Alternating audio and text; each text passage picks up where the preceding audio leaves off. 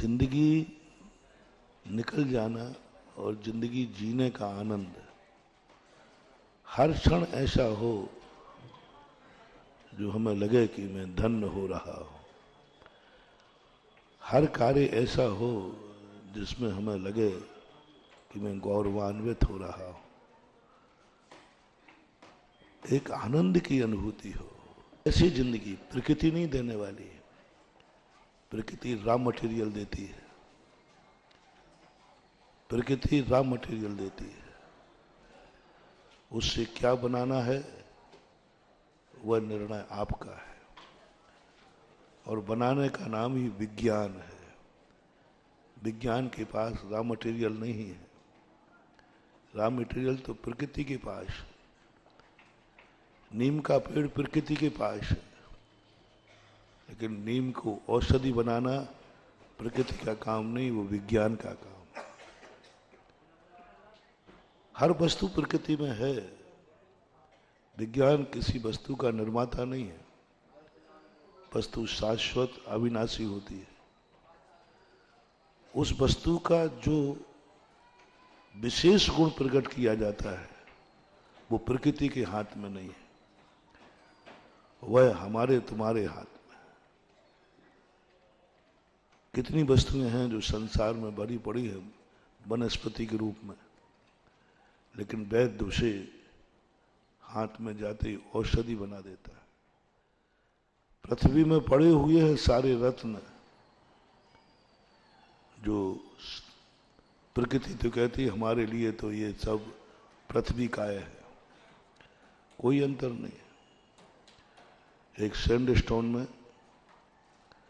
और रत्नों के पत्थर में सुख दुख में कोई अंतर नहीं है।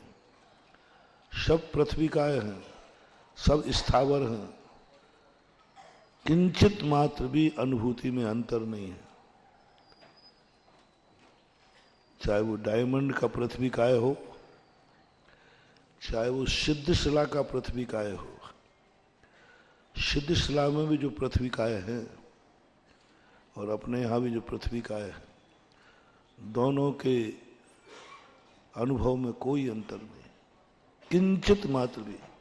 पूरे शास्त्रों को मैंने देखा, किसी भी शास्त्र में तीन लोक में जहां भी पृथ्वी काय हैं,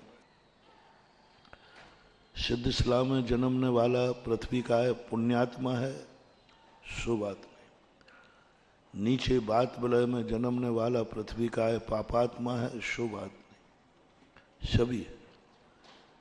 पेड़ पौधे भी सभी एक ही है, वनस्पति काय, कोई भेद नहीं किया, कोई भेद नहीं। वनस्पति चाहे तुलसी का पत्ता हो, चाहे धतूरा का पेड़ हो, दोनों वनस्पति काय हैं, दोनों के सुख दुख बराबर, कोई अंतर नहीं। जल भी सब बराबर है। कहीं का जल हो, गंगा का जल हो, जमुना का जल हो, आपके कुएं का जल हो, जलकाय जीव में कोई अंतर नहीं, उनकी अनुभूति में कोई अंतर नहीं। सभी जीव बराबर है। वायु काय भी ऐसे ही। अग्निकाय में कोई अंतर नहीं, चाहे तुम चूल्हे पे जलाओ, चाहे दीपक पे जलाओ, चाहे कहीं भी जलाओ, अग्निकाय का सुख दुख अलग है, नहीं है। दीपक का अग्निकाय कोई पुण्यात्मा हो, माचिस की काड़ी जल रही है तो कोई पापात्मा हो, ऐसा नहीं है। सभी जीव एक समान है अग्नि की अपेक्षा, अग्निकाय की अपेक्षा, प्रकृति की अपेक्षा, सिद्धांत की अपेक्षा, कर्म की अपेक्षा। अब इनका जो भेदभाव है वो सब प्रकृति के हाथ में नहीं, कर्म के हाथ में नहीं, वो हमारे खुद के हाथ में है, हमारे हाथ में। ऐसा ही सभी जीव जन्म लेते हैं, एक सा प्रोसेस है, कोई प्रोसेस में अंतर नहीं है। सभी के शरीर मान लो वो तो विकलत रहे, अपन संगी पंचेंद्री की चर्चा और मनुष्य की करें।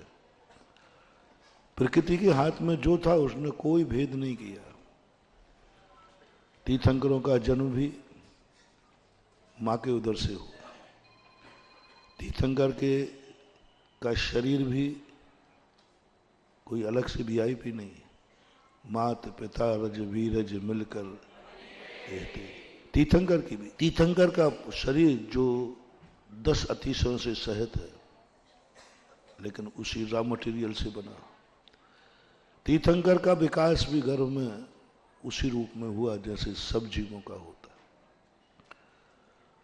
उनकी व्यवस्था भी माँ के द्वारा खाए हुए भोजन से ही 9 महीने उनका जीवन चला। 9 महीने उनका देवोपुनीत भोजन नहीं होता। माँ के खाए हुए भोजन के चर्वन को ही वो ग्रहण करते हैं, उसे उनके शरीर का निर्माण होता है।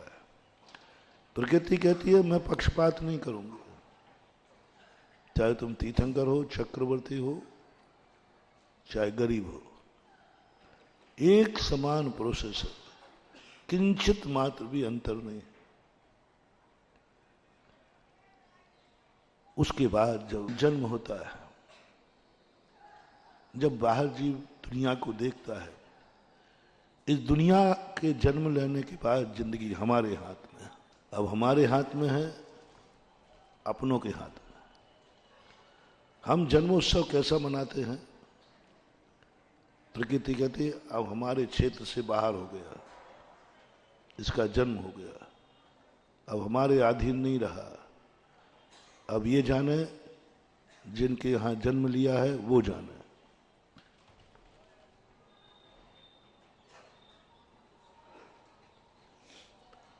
मेरे पास तो जो सिस्टम था बना दिया। अब जन्म के बाद जो जीवन है वो जीवन नियत है, नहीं है, प्रकृति नहीं है, कर्म नहीं है, वो है हमारे हाथ में। हम चाहें तो कैसा जीवन बना सकते हैं। पुण्य पाप भली सोने की बेड़ी है। पूज्यवर अमृतचंद सूरी महाराज ने पुण्य पाप को शूद्रा के पुत्र कह के संबोधन किया, लेकिन शूद्रा के पुत्र हो जाने से कोई पाप नहीं हो गया, शूद्रा के पुत्र हो जाने से कोई अनर्थ नहीं हो गया। बहुत बड़ी बात उन्होंने कही। पुत्र तो शूद्रा के हैं, जन्म से तो सभी शूद्र हैं, जन्मता जाए थे शूद्रा। कोई जैन अजैन के बालक का कोई अलग ज्ञान कुछ होता, सब बालक एक समान जन्मते। बालकों में कोई शूद्र, कोई क्षत्रिय, कोई ब्राह्मण नहीं होते। बालकों में कोई भेद नहीं होता, सब बालकों को एक समान बालक दिखते हैं। तो शूद्र होना और शूद्र पुत्र होना, शूद्रों के तरीके से जन्मना, ये कोई बड़ी बात नहीं है। उसके बाद 2 व्यक्तियों को अलग अलग उन्होंने कहा। एक शूद्र पुत्र अच्छे व्यक्ति की संगति में चला गया, एक शूद्र पुत्र गंदे व्यक्ति की संगति में चला गया। इसे अपन 2 पोपट के माध्यम से समझते। 2 तोते थे। एक राज दरबार में तोता की जरूरत पड़ी। राजा ने कहा जाओ तोता लेके आओ। एक तोते को लाया, बहुत मस्त था, बहुत अच्छा था, लेकिन वो गलत लोगों के पीछे में पला था। वहां घर में गाली गलोच, गंदे कार्य, गंदा बोलना, गलना सुनना, तोते ने वही सुन लिया। राज दरबार में आया, वो गाली बकने लगा, तू मर जा, तेरा ये हो जाए, तेरा ये हो जाए। राजा ने कहा ये कैसा तोता है, ये किसने पाला तोते को? निकालो इस तोते को यहां से बाहर, बंदी बना दो। और किसने पाला है इसको? इसके पालने वाले को लाओ। किसने खरीदा है? किससे खरीदा? पालने वाले को बुलाया गया। बोले तुमने तोते को ये संस्कार दिया, तुमने तोते के सामने ये हरकतें की कि राज दरबार का भी उसे ज्ञान नहीं, वो मुझे गालियां देके गया। जाओ इसको बंदी बना दो। दोनों को बंदी बना दिया गया, दोनों को जेल हो गया, दोनों का अपमान हो गया। कैसा जीवन, जिसने पाला, जिसने बड़ा किया, उसको जेल भिजवा दिया। उपकार का बदला देखो,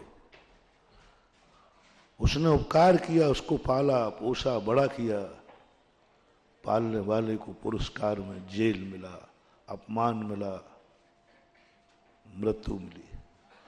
जो कुछ भी मिला, राजा कुछ भी कर सकता।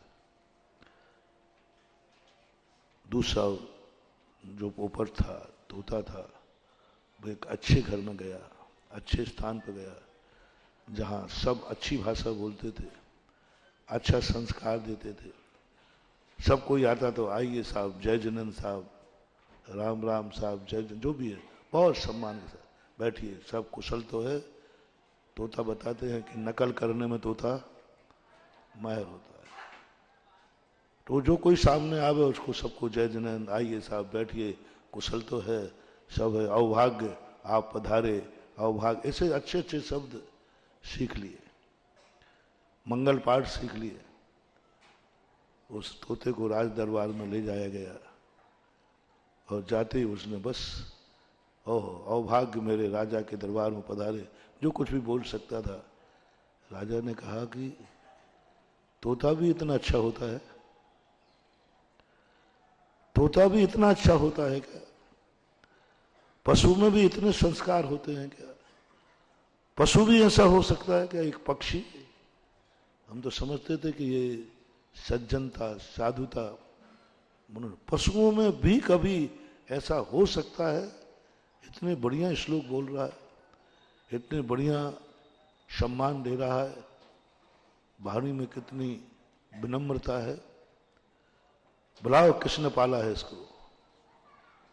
जिसने इसको पाला है उसको राज दरबार में सम्मानित किया जाए। पालनहारे को सम्मान हुआ, सुख को, तोते को मिला सुख रत्न की उपाधि, और उसके लिए भी बहुत अच्छी उपाधि देकर राजा ने उसको बहुत सोने चांदी से लाद दिया। उदाहरण तुम्हारे सामने है। और तोता और तोतियां हमारे सामने बैठी हैं।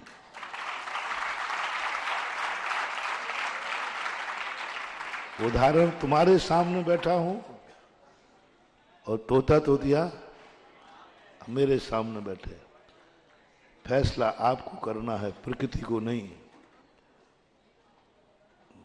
प्रकृति को नहीं, कर्म को नहीं, अपनी जिंदगी को।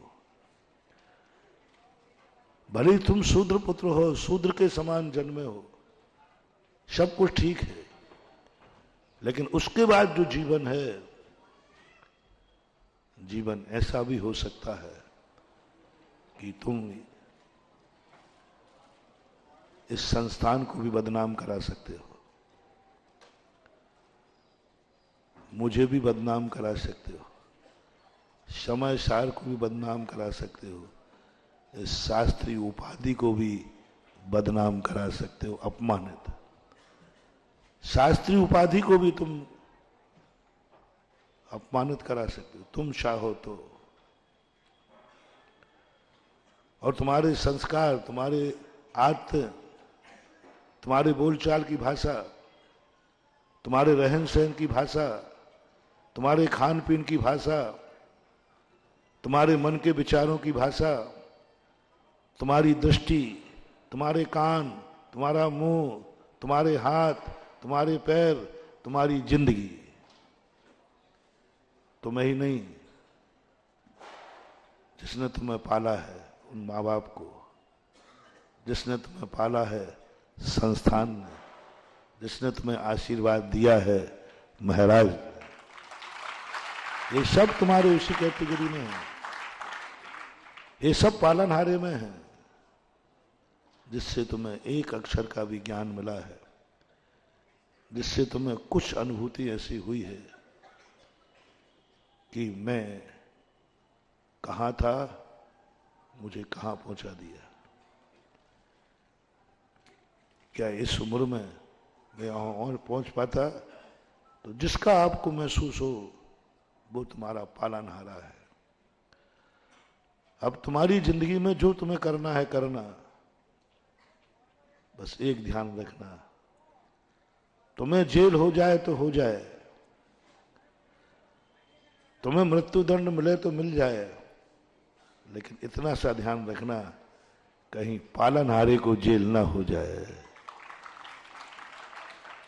वो तोता ने अपराध किया, गलत किया, लेकिन जेल पालनहारे को मिल गया। किसने पाला इसको? किसने पाला इसको? बच्चे को देखकर अपनी जिंदगी में कभी भी हो, बड़ों को सम्मान दे सको तो बहुत अच्छी बात है, नहीं दे सको तो जिंदगी में एक जरूर कार्य करना, कार्य तुम करना और सम्मान तुम्हारे गार्जियन का हो।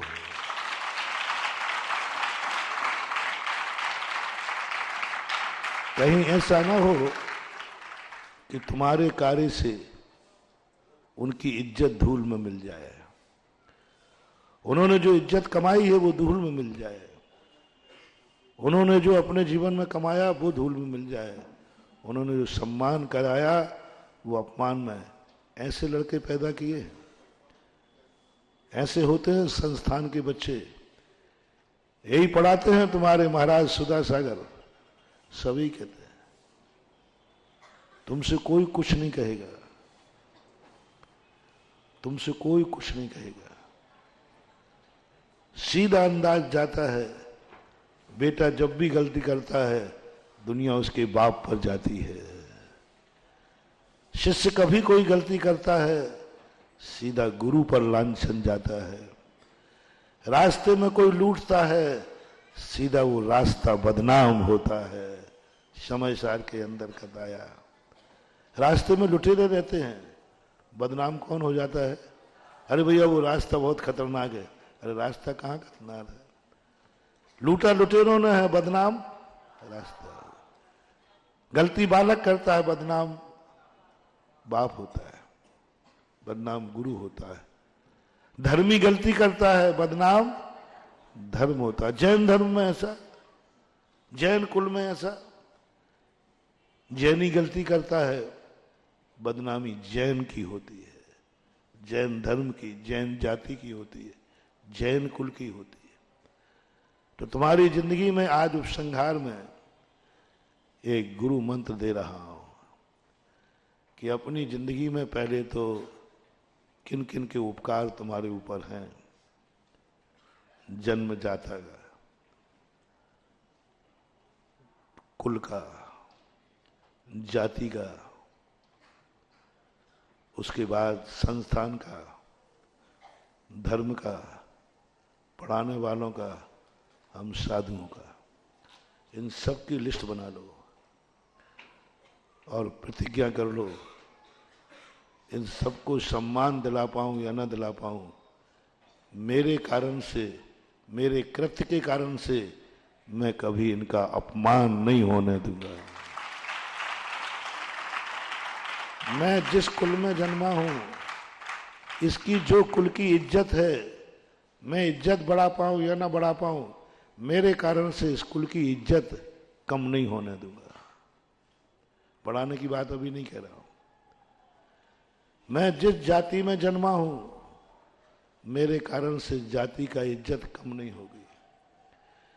जिन माँ बाप की गोदी में मैं पला हूं, मेरे कृत्य के कारण,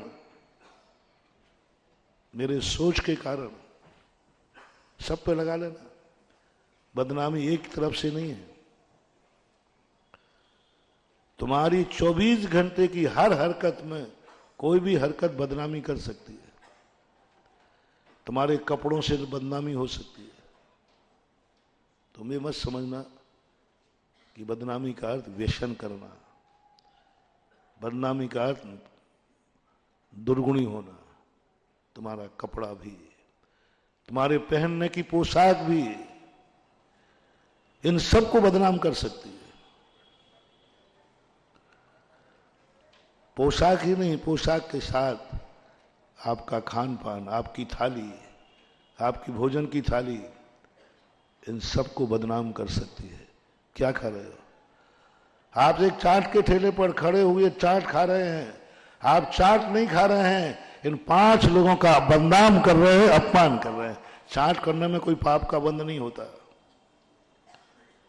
चाट खाने से पाप का बंध नहीं होता है। वो चाट तुम जहां खा रहे हो उनसे कितने लोग बदनाम हो रहे हैं। संस्थान का शास्त्र, शास्त्री उपाधि बदनाम की। चाट खाने में कोई ज्यादा पाप बंध नहीं है। पाप बंध है शास्त्री उपाधि, गुरु धर्म, सबको तुमने बदनाम कर दिया। कौन से 4 बतासे खाए हैं चाट के ठेले पर खड़े होकर? कौन सा पाप किया है? नहीं, कोई पाप नहीं किया। महाराज जी आलू के नहीं खाए, केले के खाए हैं, सोला के। हाँ, एक बार हुआ महाराज जी, एक बच्चे ने ऐसी गलती की, लोगों ने उसका प्रवचन सुना था, बहुत प्रभावित थे, बहुत प्रभावित थे, बहुत गदगद थे। ऐसे क्या पंडित तैयार की, क्या! उसी ने प्रशंसा की। और एक दिन वो चाट के ठेले पर चाट खा रहा था, उसने पहचान लिया, अरे ये तो पंडित जी हैं, ये तो पंडित जी हैं, तो हमारे यहाँ आए थे। ओहो, पंडित जी होकर के, और ये वो सीधा मेरे पास आया, बोले महाराज जी संस्थान में मात्र शब्द रटाए जाते हैं कि संस्कार? मैंने क्या बात होगी, मात्र प्रवचन करना सिखाया जाता कि संस्कार? मैंने कही नहीं संस्कार। बोले नहीं, संस्कार नहीं सीखा जाता है, मुझे संस्थान से घृणा हो गई, मैंने संस्थान को जो दान दिया उस पर मुझे खेद है, और मैं जो आपसे प्रभावित था कि आप बहुत बड़ा कार्य कर रहे हैं। आपके छात्रों की गाथाएं सुन करके, आपकी प्रतिभा सुन करके, देख करके, ऐसे छात्र जो नंबर से गाथाएं सुनाते, ये सब थोथा लगने लगा, ये सब पाखंड लगने लगा। इनकी बात क्या होगी? बोले महाराज जिसको हमने गद्दी पर बैठे देखा वो एक चाट के ठेले पर चाट खा रहा था। बोलो तुम्हारे 4 बतासों ने कितनों पर विश्वास उठा दिया? आप सब पढ़े लिखे बच्चों, आप सब पढ़े लिखे, अंदाज लगाओ 4 उन बतासों ने, बोलो कितना? वो कहता मेरा दान बेकार गया, मैंने खेद है कि मैंने दान दिया। अब पाप 4 बतासों का पाप नहीं है, अब आप पाप वहां जोड़ना। उसने जितना दान दिया उसको पश्चाताप हो गया। अंतराय कर्म तुम्हें, एक एक कौड़ी को तरस जाओगे आप धन को, क्योंकि तुमने दान देना चाहोगे, दान देने लायक नहीं बचोगे, क्योंकि तुमने एक के दान को बदनाम किया है। तुम लोग कहते मैं दान देना चाहे तो दान देने लायक ही नहीं हूं। क्यों नहीं हो? तुमने कभी किसी के दान को बदनाम किया है, उसको दान देने में खेद हो गया। तुमने संस्थान को बदनाम कर दिया, उसका सब पर विश्वास उठ गया। जो विश्वास आकाश में था वो कहां गया? इस सब का 4 बतासों के साथ में इस सब के पाप को प्लस करो, कितना हो जाएगा? प्लस करो, 4 बतासे का पाप प्लस इतनों के अपमान का फल। 4 बतासे समय ध्यान, खाते समय तुम्हें ध्यान रखना है, मेरे इन खाने से यदि किसी की दृष्टि पड़ गई तो क्या होगा? यदि मेरे किसी ने प्रवचन सुने हैं उसकी दृष्टि पड़ गई तो क्या होगा? क्या होगा संस्थान का? क्या होगा उस समय सार शिविर का? क्या होगा जो मेरे गुरु ने मेरी प्रशंसा की है? क्या होगा जो सारी दुनिया ने पुरस्कारों की बौछार लगा दी है? ये सोच लेना, फिर तुम जो चाहो सो करना। ये 4 बतासे खाने से क्या होगा? कितनी स्थिति बिगड़ेगी? संभाल पाओगे? नहीं संभाल पाओगे। इसलिए तुम्हारी हर क्रिया में बहुत बड़ी चीज है महानुभाव, तुम्हारी क्रिया में, और किसी से नहीं। क्योंकि लोगों ने तुम्हें मानव के रूप में नहीं देख रहे हैं, लोगों ने तुम्हें बच्चों के रूप में देखना बंद कर दिया है। दादाओं ने, तुम्हारी दादा की उम्र के लोगों ने तुम्हें बालक देखना बंद कर दिया है। उनकी नजर बदल गई है, वे तुम्हें एक अपना पंडित मानने लगे हैं कि तुम बालक नहीं पंडित हो। दादा दादा जो तुम्हारी दादा की उम्र का 80 साल का है, उसका मन कर रहा है कि मैं तुम्हें जय जिनेंद्र कर लूं। जिस दादा के पैर छूना है, वो दादा तुम्हें जय जिनेंद्र करने के लिए अपने आप को भाग्यशाली मान रहा है। कौन? पितामह। कौन? ताश्री पितामह।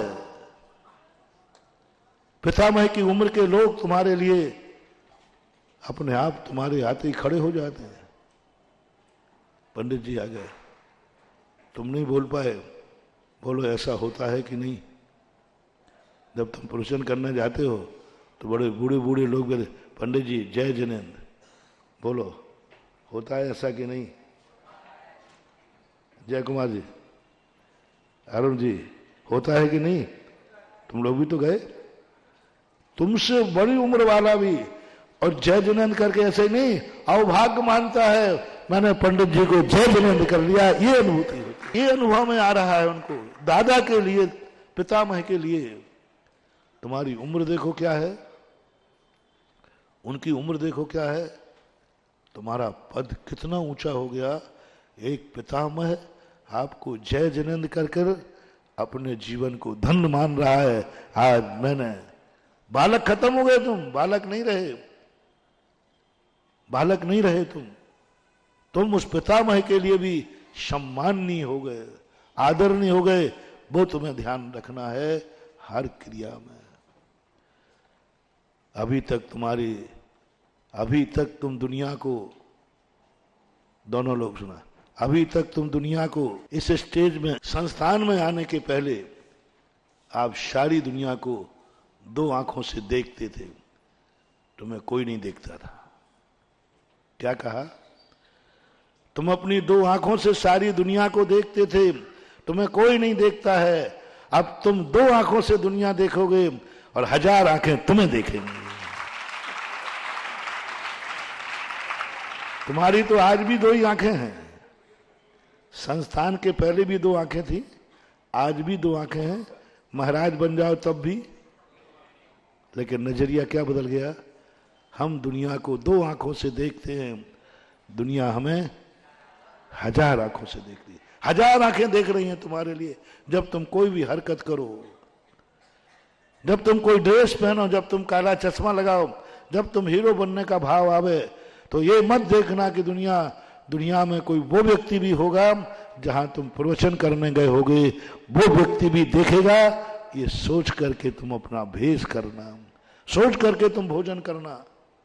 कहां भोजन कर रहे हैं, कैसे भोजन कर रहे हैं? तुम्हारी पहचान होना चाहिए,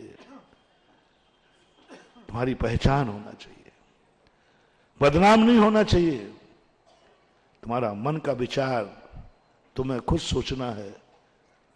अब तुम बालक नहीं हो, अब तुम सारी दुनिया की प्रशंसा पा चुके हो, सारी दुनिया तुम्हारी प्रशंसा कर चुकी है, गुरु ने भी तुम्हारी प्रशंसा कर डाली है। अब तुम गलत नहीं सोच सकते, सावधान। अब तुम गलत नहीं सोच सकते, अब तुम्हारे घर में गलत विचार नहीं आ सकते। अब तुम्हारे मन में वही विचार आना चाहिए जो शास्त्री पद के योग्य है। विचार स्वयं के मन में विचार आए, एक सामान्य संसारी जैसे विचार मत कर लेना। सामान्य लोग नहीं, मैं कौन हूं, यदि मेरे ये विचार हैं तो बदनाम कौन होगा? विचार बनाओ, संस्थान के विचार ऐसे बनाओ जो अभी बाद में बताता हूं, जिससे स्वयं को भी गर्व हो। विचार ऐसा आवे जिसमें स्वयं को भी गर्व हो और तुम्हारे विचार जो सुने उसको भी गर्व हो जाए कि तुम्हारा इतना अच्छा विचार है। संस्थान को भी गर्व हो, माँ बाप को भी गर्व हो, हमें भी गर्व हो कि मेरे बच्चों के ये विचार हैं, गौरवान्वित करना है।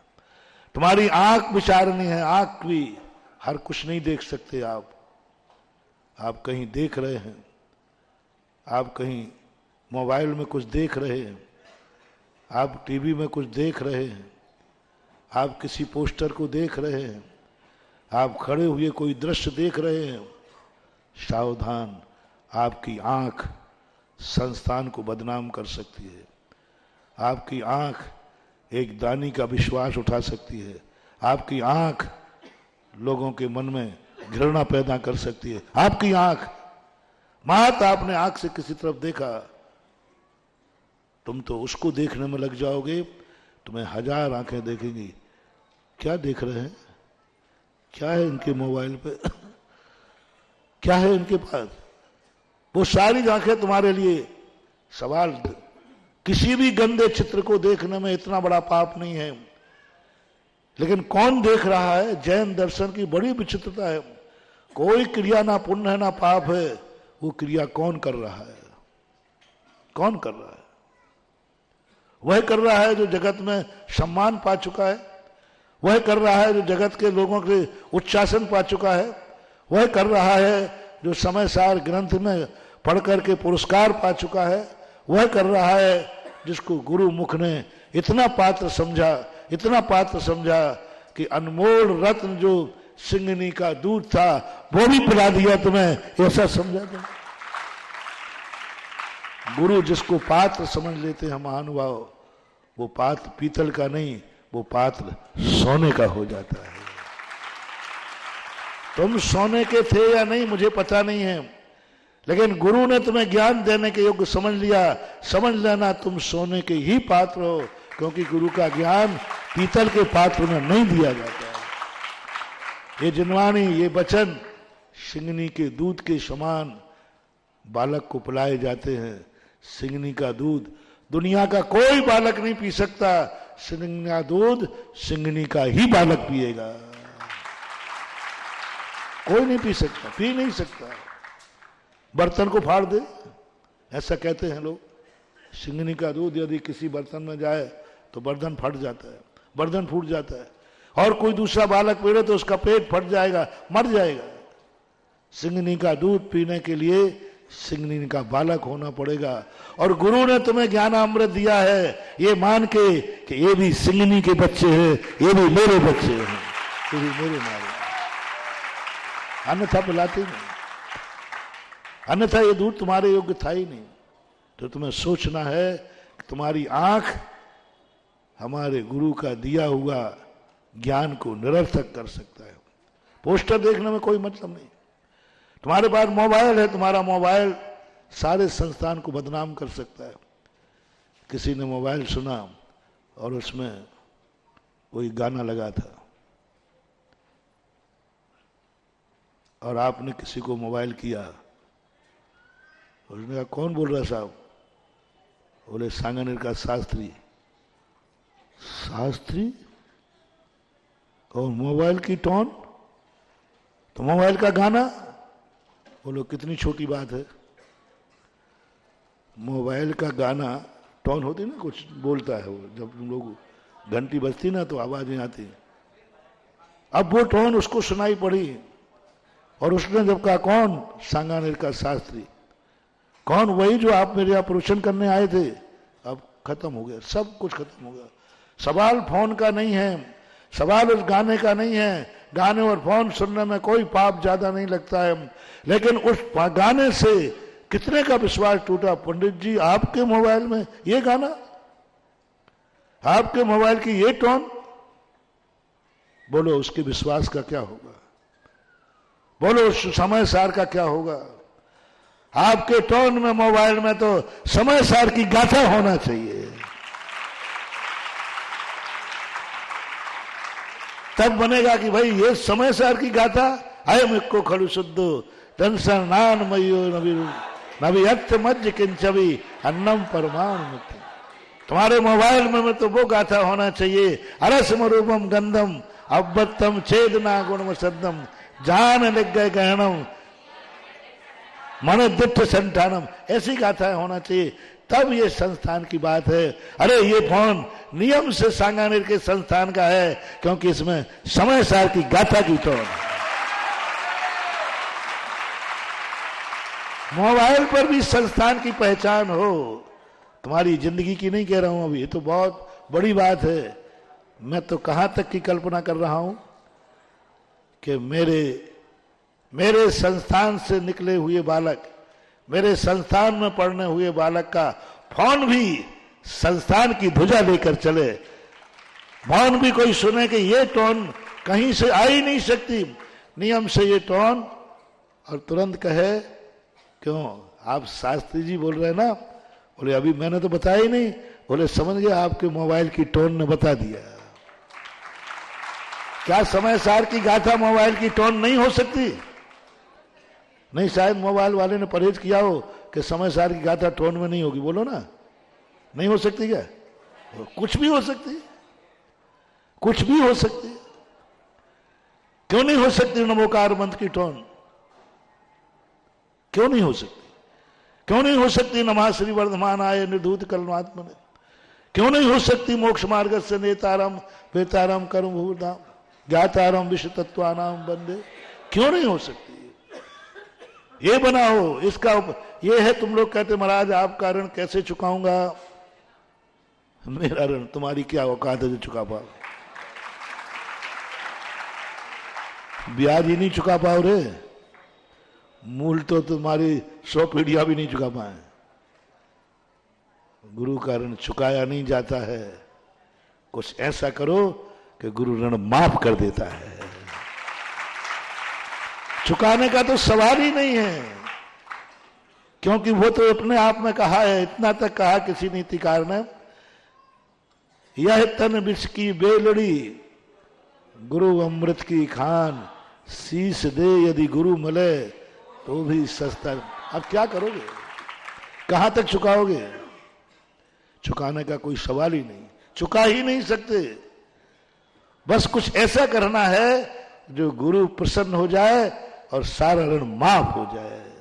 और मैं उस दिन प्रसन्न हो जाऊंगा जिस दिन कोई कहेगा गजब महाराज, आप वहां छात्री नहीं तैयार करते हैं, संस्थान के बच्चों का मोबाइल भी संस्थान की भाषा बोलता है। और ब्राह्मण के घर में, उस पंडित के घर में भरा हुआ पंडित ही गाथाएं नहीं बोलता है, उस घर में रहने वाला तोता भी गाथाएं बोलता है। तोता भी बोल रहा है। वहां का वो पंडित थे, संस्कारवान थे, वो तो बोलते ही थे, लेकिन उसकी पहचान है कि हमारे घर में सब विद्वान है, पंडित है, सदाचारी है, लेकिन हमारा घर वो है जिस घर में पशु भी आ जाए तो वो भी संस्कारवान हो जाता है। पशु भी गाथाएं बोलता है। तोता के स्थान पर आपका मोबाइल भी गाथाएं बोले, मोबाइल में भी संस्कार बोले, मोबाइल में भी चित्र हो, किसी लैला मजनू का नहीं, मोबाइल में भी चित्र हो, कोई हीरो हीरोइन का नहीं। हीरोइन का चित्र लगाने में कोई पाप नहीं है, लेकिन तुम्हारा मोबाइल में यदि किसी ने चित्र देख लिया तो कितनों का विश्वासघात, कितनों का वही वाली बात, तुम शास्त्री और ये चित्र। मोबाइल में और घर में लगे हुए चित्रों से पता चलता है इस घर के रहने वालों का चरित्र क्या है। रिपीट करता हूं, घर में और मोबाइल में लगे हुए चित्रों से पता चलता है कि इसके मालिक का चरित्र क्या है। वो चित्र जरूर है, लेकिन तुम्हारे चरित्र का प्रमाण पत्र है। वो चित्र है कहने को, एक कैलेंडर टंगा है बैठक में, वो कैलेंडर नहीं टंगा, तुम्हारे चरित्र का प्रमाण पत्र टंगा हुआ है। उस चित्र को देख करके अंदाज लगा लेगा कोई सज्जन पुरुष कि इस घर में कैसे लोग रहते हैं। तुम्हारे मोबाइल को देख के अंदाज लगा लेगा कि ये मोबाइल को चलाने वाला कैसा है, वो भी हो सकता है। तुम्हारी आंखें, तुम्हारा कान, क्या सुन रहे हो तुम? तुम्हारे कान शास्त्री हुए, तुम शास्त्री तो बहुत सामूहिक है, तुम्हारे कान शास्त्री हुए, तुम्हारी आंखें शास्त्री हुई, तुम्हारा मोबाइल शास्त्री हुआ, तुम्हारा वचन, मुंह से निकले हुए वचन। अब तुम कितने क्रोध आ जाओ, शास्त्री का क्रोध अलग होना चाहिए। शास्त्री लोगों, थोड़ा गाली पुराण भी पढ़ो साथ में। गाली पुराण, शास्त्री की गाली, शास्त्री के मुख से निकली हुई गाली कहीं ऐसा ना हो कि शास्त्री पद को बदनाम कर दे। उस गाली में सभ्यता होगी, उस गाली में थोड़ा बहुत स्टैंडर्ड, गंदी गाली तो होगी ही नहीं, अधिक से अधिक अज्ञानी कहीं का, मूढ़, अज्ञानी, मूर्ख, यही होगा। लेकिन वो गंदी गाली नहीं, आपके निकली हुई गाली भी इस संस्थान को बदनाम कर देगी। शास्त्री होकर ऐसी गाली दे रहे थे, शास्त्री होकर के ऐसे लड़ रहे थे, शास्त्री होकर के अब तुम किसी पे हाथ नहीं उठा सकते, मरो तो मर जाओ क्योंकि तुम मार नहीं सकते। लोग कहें शास्त्री ऐसे लड़ रहे थे, संस्थान में पढ़ने वाले छात्र ऐसे लड़ रहे थे गुट बना के, जैसे कोई यूनिवर्सिटी की छात्रावास हो, कोई कॉलेज का छात्रावास हो, ऐसे लड़ बैठते हो। विचार करो, कल के दिन तुम्हारे छात्रावास में रहते तुम, दो ग्रुपों में लड़ाई हो गई और ये लड़ाई का वीडियो उसके पास पहुंच जाए जिसने तुम्हें समय सार में पुरस्कृत किया था, जिसने तुम्हारे संस्थान को लाखों रुपया दान दिया था, वो वीडियो मेरे पास आ जाए जो मैंने 8-8 घंटे 5-5 घंटे तुम्हें पढ़ाया था, तो बोलो तुम्हारा तो जो होगा सो होगा, हमारा क्या होगा रे कालिया। तुम सोचो, तेरा तो बाद में जो कुछ होगा, हमारा क्या होगा, उन दातारों का क्या होगा। ऐसे लड़ते हैं संस्थान में। संस्थान का एक रूप देखा है समय सार की क्लास में सारी दुनिया ने, यही रूप तुम्हारा जिंदगी भर रहना चाहिए। ये रूप देख करके जो संसार का हर व्यक्ति रोम रोम पुलकित हो रहा है, गर्व कर रहा है सारा भारत संस्थान के ऊपर, मैं भी कर रहा हूं। अब तुम्हारा कोई गुरु, जब भी तुम झगड़ा करो, जब भी तुम्हें कहा सुनी हो, यदि वो दृश्य वो देख लेगा तो सोचो कभी ऐसा हो तो क्या होगा, क्या बीतेगी उस पर। उसने कह दिया धिक्कार है, मैंने इस संस्थान में इतना दान दिया, धिक्कार है मैंने बिल्डिंग बनाई, धिक्कार है मैंने पुरस्कृत किया। ये तो ऐसे लड़ रहे हैं। आपकी लड़ाई भी शास्त्रीय भाषा में होना चाहिए। पढ़ने के लिए शास्त्रीय भाषा नहीं, पढ़ने का शास्त्रीय भाषा नहीं, लड़ाई भी शास्त्रीय भाषा में होना चाहिए। लड़ाई भी शास्त्रीय भाषा में होना चाहिए। होती थी लड़ाइयां, वाद विवाद होते थे, शास्त्रीय भाषा में होते थे, कोई हाथ पैर नहीं चलते थे, कोई गाली गलौच नहीं होता था। क्या शास्त्रार्थ लड़ाई नहीं है? शास्त्रार्थ भी लड़ाई है, हार जीत होती थी। शास्त्रीय भाषा में लड़ो, शास्त्रीय भाषा में गालियां दो। आकाश के फूल, गधे के सींग, है गालियां। दर्शन शास्त्र में शास्त्रियों की गालियां हैं। गधे के सींग देख रहा है तो, आकाश के फूल देख रहा है तो, खरगोश के सींग देख रहा है तो, ऐसी ये गालियां हैं। कौन सी गाली है ये? तो शास्त्रीय भाषा की गाली निकलना चाहिए तुम्हारे मुंह से। शास्त्रीय भाषा में लड़ाई करना सीखो। मात अकेला शास्त्रीय उपाधि नहीं, शास्त्रीय भाषा की लड़ाई, शास्त्रीय भाषा की भोजन की थाली और शास्त्रीय भाषा का परिवार। घर में जाओ तो लगे ये शास्त्री का परिवार है। तुम्हारा बेटा संस्थान में न पढ़े फिर भी शास्त्री की उपाधि मिल जाए। एक है अनिल बैठा ना, एक अनिल बैठा हुआ, ये इसके बाप शास्त्री थे। और आज भी किसी ने, पहले शुरू में मैं भूल गया था, मैं तो अनिल अनिल कहता था, बोले महाराज अनिल शास्त्री भोजन व्यवस्था संभाल रहे। मैंने कहा अच्छा, आगरा में भी शास्त्री हैं। बाद में चला कि इसने कुछ नहीं पढ़ा, इसके बाप की उपाधि इसको मिल गई।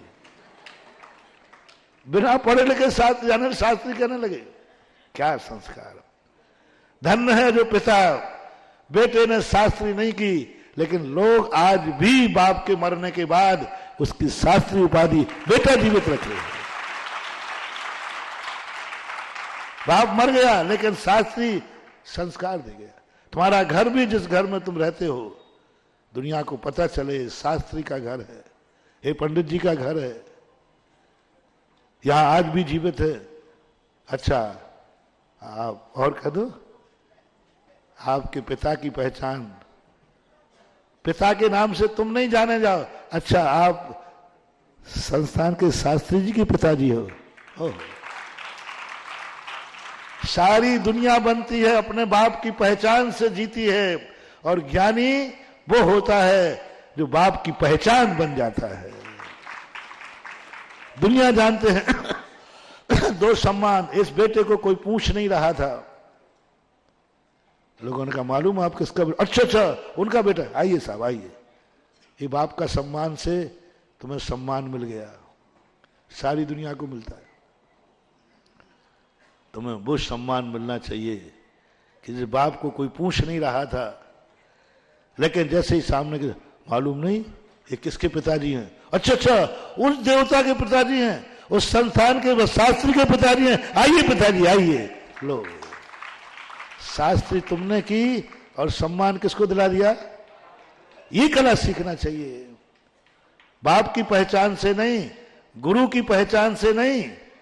हम गुरु की पहचान, मालूम नहीं मुझे कोई नहीं पूछ रहा है, कोई नहीं, तो हमने दी, मालूम हम कौन है, कोई ऐसे वैसे नहीं है, विद्यासागर के चेले हैं।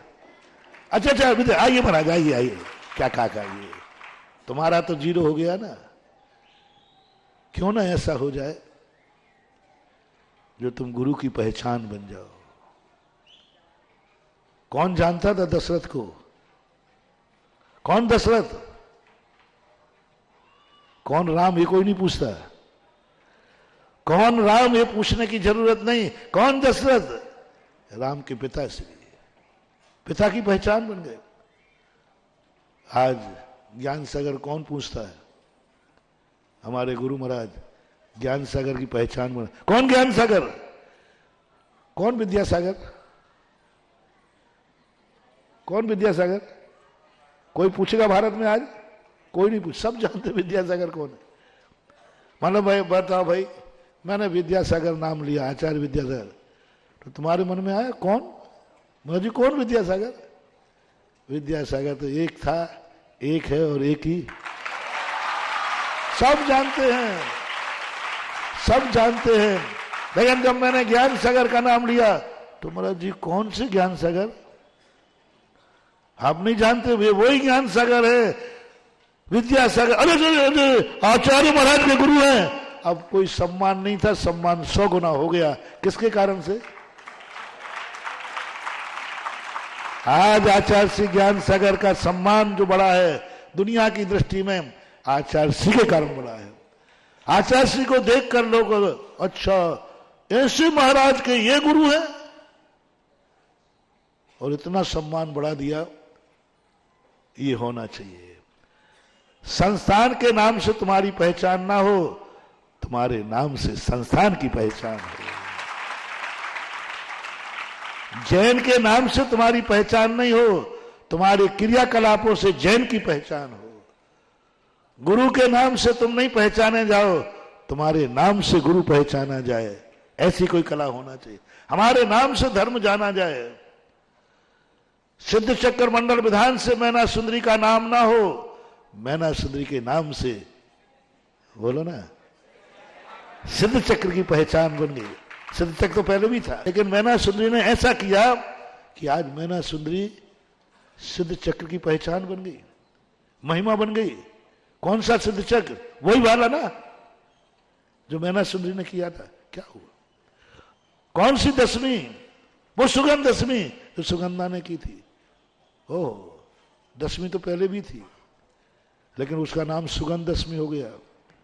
दशमी की पहचान कौन बन गई? क्या गजब हो गया। दशमी पर्व थी, धर्म था, वो गौण हो गया। धर्म को पालन करने वाले के नाम से सुगंध दशमी हो गई। अमावस्या शुभ थी, क्या गजब किया महावीर ने। शुभ दिवाली शुभ हो गई। अमावस्या के नाम से तिथि नहीं जानी जाती है, दिवाली के नाम से तिथि जानी। तो आपको ये उपदेश जो मैं दे रहा हूं, आपकी हर क्रिया में यह ध्यान रखना है। जिंदगी के ये मंत्र दिए हैं, दो तोते, दो तोते, स्वयं को भी दूसरे तोते ने स्वयं भी सम्मान पाया शुक्र रत्न की, और पालने वाले को भी राज दरबार में सम्मानित करा दिया, राज दरबार में प्रशंसा करा दी, राज दरबार में उसके लिए सम्मानित किया गया। ये है हमारी जिंदगी का उसूल, ये है हमारी जिंदगी के नियम और कानून। ये हमारी जिंदगी होना चाहिए, प्रकृति के भरोसे नहीं, कर्म के भरोसे नहीं, संस्थान के भरोसे नहीं, मेरे भरोसे नहीं। अब सब कुछ है तुम्हारे भरोसे। बेटे के जन्म के बाद बाप के हाथ से कुल की परंपरा की बांगडोर खत्म हो जाती है। अब कुल परंपरा की बांगडोर बेटे के हाथ में है। दीक्षा देने के बाद गुरु का कर्तव्य खत्म हो जाता है, अब शिष्य का कर्तव्य है। संस्थान में पढ़ने के बाद संस्थान का कर्तव्य खत्म हो जाता है, अब संस्थान की इज्जत, बोलो ना, तुम लोगों के हाथ में है।